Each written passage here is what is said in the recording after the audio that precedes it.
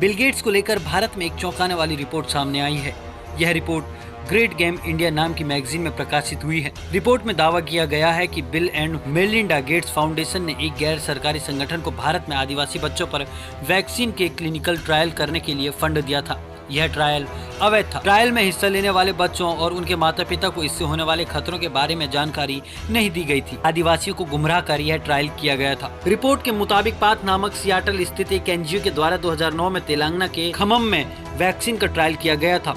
उस समय खम्मम जिला आंध्र प्रदेश में आता था, जो 2014 के बाद से तेलंगाना में आता है। यहाँ पर कई जनजातीय समूह रहते हैं। खम्मम में 2009 से 14,000 से अधिक आदिवासी लड़कियों पर HPV वैक्सीन के लिए क्लिनिकल ट्रायल किया गया था। सभी लड़कियों की उम्र 10 से 14 वर्ष के अंदर थी।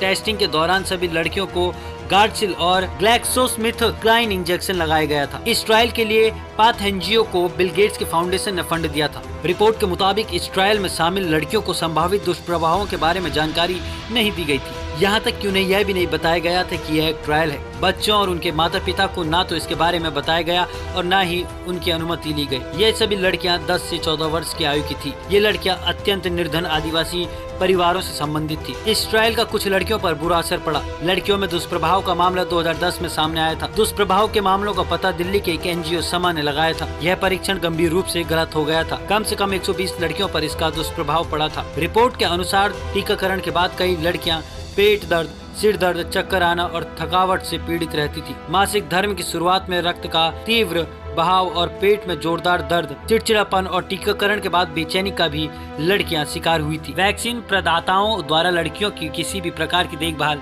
नहीं की गई थी। इस प्रोजेक्ट का नाम था पाथ प्रोजेक्ट। उजागर होने पर Indian council of medical research ने इस प्रोजेक्ट को बंद करवा दिया था। भारतीय संसद में स्वास्थ्य संबंधी स्थायी समिति ने जाँच शुरू की थी। उस समय जाँच के तथ्य सार्वजनिक नहीं हुए।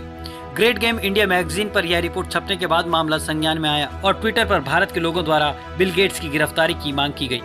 वहीं हंसराज मीना ट्विटर पर लिखते हैं, बिल गेट्स ने स्वदेशी वैक्सीन परीक्षण के नाम पर आदिवासी लड़कियों का जबरदस्ती परीक्षण किया, जबरन नसबंदी की, जिसमें एक रिपोर्ट के मुताबिक कई मौतें हुई हैं। आखिर भारत सरकार ने यह सब करने के लिए अनुमति किस पर्पज से दी? यह हमारी आदिवासी लड़कियों का नरसंहार है, असहनीय है। #Arrest Bill Gates. रोज की ताज़ा खबरें सुनने के लिए सब्सक्राइब करें BHPC न्यूज चैनल। साथ ही रोज के नोटिफिकेशन जानने के लिए दबाएं बेल आइकन। साथ ही हमें अपनी राय देने के लिए हमारी वीडियो पर कमेंट करके बताएं और वीडियोस को लाइक और शेयर करना बिल्कुल ना भूलें।